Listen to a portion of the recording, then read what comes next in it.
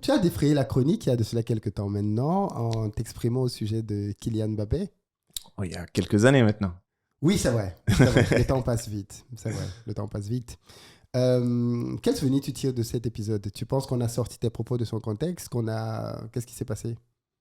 Non, après, vous savez, quand vous êtes dans le football, vous connaissez ce milieu et tout ce que... Et toutes les phases où vous devez être acteur de ce petit jeu. Et j'ai exposé les faits tels qu'ils sont. Hein. C'est rien de méchant. Et rien de personnel non plus. Mais ça a pris une proportion quand même C'est assez... les médias. C'est comme ça. C'est les médias. D'accord. Tu t'es retrouvé d'ailleurs à t'expliquer dessus Pardon? Tu t'es retrouvé à devoir t'expliquer là-dessus. Oui, parce que beaucoup font semblant de ne pas le comprendre et j'ai expliqué. Bon, ils le connaissent, hein, la plupart qui m'ont demandé étaient des fois des anciens joueurs et ils connaissent ce jeu, donc ils le font pour les médias. D'accord. Tu as choisi de jouer pour le Cameroun alors que tu avais clairement le niveau pour jouer pour la France, ce qui n'est pas le cas de tous les binationaux. C'est important de le Mais ils préciser. vous diront que le Cameroun a toujours été un choix de cœur. C'est ça.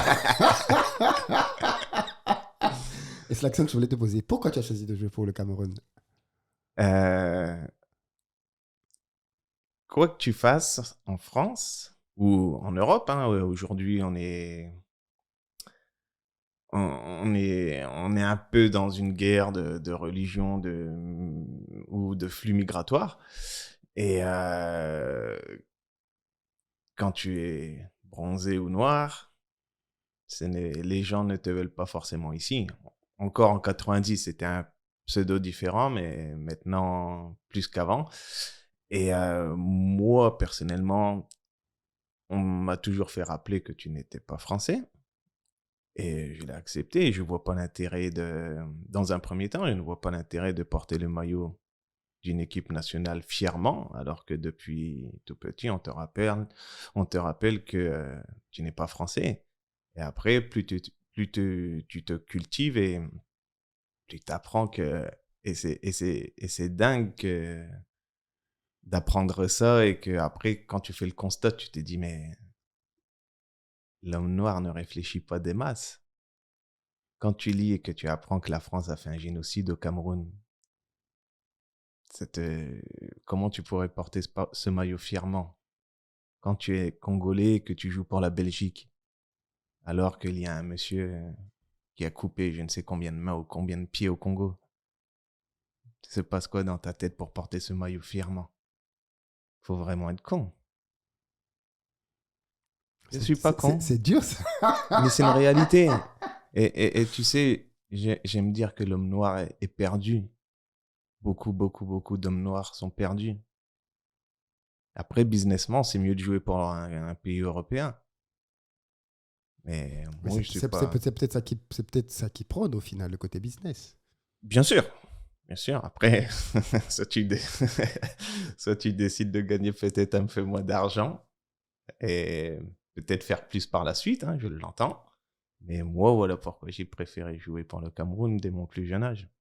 Quand tu dis qu'on te fait sentir que tu n'es pas français, tu le ressens comment? Parce que j'entends souvent les gens dire ça, mais qu'est-ce que ça veut dire, ça? Bah, malheureusement, ça va avec l'actualité. Aujourd'hui, je ne sais pas si tu vas à Barcelone ou en Espagne. Quand ils voient un noir, bah, c'est souvent, ils assimilent ça au mec qui vend des CD, tu sais. Et je vais pas te dire qu'ils font pas la différence ou quoi que ce soit, mais pour eux, un noir, c'est un gars qui vend des CD. Et de ce fait-là, bah, te mettent de ce côté où, bon, le noir, il est pauvre, il est comme ci, il est comme ça. Et quelque part, repars chez toi. Tu es né, tu as grandi dans la cité? Dans les cités ou tu as Non, grandi... quartier populaire. Quartier populaire. Où il y avait, dans les années 90, beaucoup de Maghrébins et quelques Noirs. Très intéressant, très intéressant. Et quand tu décides de choisir le Cameroun, Mhm. l'équipe de France ne te sollicite pas à aucun moment? Moi, je ne vais jamais faire les présélections ou les sélections des jeunes. Ah oui? Non, j'ai pas le temps d'aller là-bas et pourquoi faire? Donc Pourquoi faire? en fait, très jeune, tu savais déjà que tu ne voulais pas jouer pour l'équipe de France. Ouais. C'est pour ça que beaucoup de binationaux ont toutes les classes avec l'équipe de France, mais choisissent le cœur d'aller jouer avec le pays africain. Il faut se dire la vérité. Ils mentent. S'ils avaient eu l'opportunité de jouer pour la France, businessment parlant, c'est extraordinaire. Les mecs, la plupart en équipe de France, tournent à je ne sais combien de millions par an.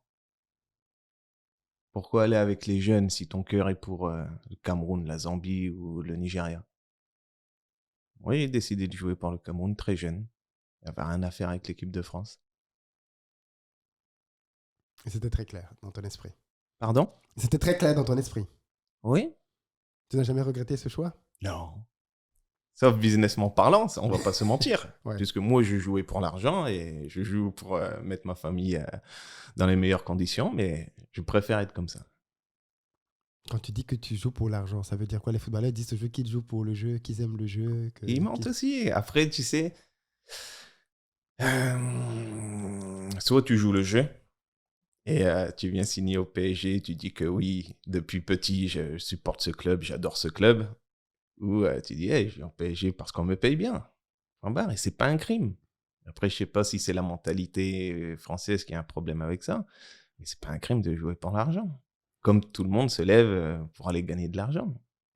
Même Elon Musk a 200 milliards, il cherche à avoir 201 milliards. C'est pas un crime, hein? Non, mais c'est clair qu'il faut assumer. Mais le discours qu'on a, effectivement, c'est j'aime le club. Voilà. Mais, comment dire? Moi, j'ai fait Londres pendant 10 ans et ensuite Saint-Étienne. Il y a des meilleures destinations. C'est pas la ville la plus cool que j'ai rencontrée, par exemple. Mais bon, on me paye là, cool, je viens jouer là. Et c'est pas mauvais, c'est pas une mauvaise mentalité, hein. Les binationaux, justement. Qu'est-ce que tu penses Bon, tu as commencé un peu à t'exprimer dessus, mais on a le sentiment que, en réalité, c'est pas... Parce que quand on accepte de jouer pour les sélections jeunes, comme tu l'as dit, parfois c'est parce que peut-être de l'autre côté, on n'a pas eu de sélections qui nous ont sollicité aussi dans les pays africains. Donc on peut dire peut-être au début. Mais qu'est-ce que tu penses donc de ces binationaux qui, quand on vient quand même les voir, ils disent qu'ils ont besoin de réfléchir? En gros, ça veut dire ils attendent que le pays les appelle, c'est ça? Le pays dans lequel ils vivent. Ouais, c'est ça. Parce qu'après, ils sont à un point où ils vont pas faire de compétition internationale. Oui. Donc, ils disent, bon, à défaut d'aller jouer pour la France ou la Belgique, je vais aller jouer pour le Congo, le Cameroun ou le Nigeria. Mais est-ce que c'est pas... Du coup, ça veut dire que moi, c'est ce que je pense aussi, hein, ça dit qu'on se retrouve dans les sélections africaines à prendre les deuxièmes couteaux. Mais c'est de la faute des sélections. Toi, tu penses qu'il ne faudrait pas les sélectionner? Mais le Ghana a eu un problème à un moment avec des joueurs qui jouaient en Europe et qui ne voulaient pas venir, je crois, hein. Ils ont dit, cool, nous, on prend nos joueurs locaux. Moi, ça ne concerne que moi. Si c'était ça, cool, à 20 ans, vous savez faire votre choix. Vous voulez venir, vous voulez pas venir? Non, je réfléchis. Reste chez toi. Je suis pas la poubelle des joueurs. Tout ce que là où on ne veut pas, on le récupère en Afrique. C'est un peu ça. Et moi, si j'étais à la tête, je serais contre ça. Restez et faites vos championnats. Et pourtant, aujourd'hui, on voit que beaucoup de pays, des sélections africaines, se battent des pieds et des mains pour aller chercher des binationaux, plutôt que d'investir dans le championnat pour avoir de meilleurs... Mais déjà, en ce qui concerne le Cameroun, c'est bien, Samuel fait les choses. Quand moi j'étais en sélection, je suis le championnat. Il me dit non, le championnat il tourne pas en ce moment. Je dis, mais comment vous n'avez pas de championnat? Il me dit non, il tourne pas en ce moment, il y a tel problème, il y a tel problème. Et il faut former les joueurs, bien entendu, hein. C'est la base si on veut réussir dans le foot. Tous les autres pays font ça. Oui, oui. Et c'est ce qu'on va faire. On va chercher, malheureusement, hein, c'est-à-dire, et ça c'est dans tous les domaines au final, ça se repercute dans le sport, mais c'est un peu la même logique dans beaucoup de domaines. Plutôt que d'investir pour pouvoir soi-même transformer les matières, on vend les matières. Exactement. Pareil dans le domaine du sport. Toi, tu as été très connu en tant que lion indomptable. Moi, je suivais tes matchs. Je trouve, c'est pour ça que j'ai dit que je pense que tu avais le niveau de l'équipe de France très largement. Et donc, ça m'intriguait de me dire, mais pourquoi quelqu'un qui avait vraiment le niveau de l'équipe de France a choisi de jouer pour le Cameroun? Bon, c'est politique. Oui, donc là, on comprend que c'est parce que ton cœur était dans cette sélection.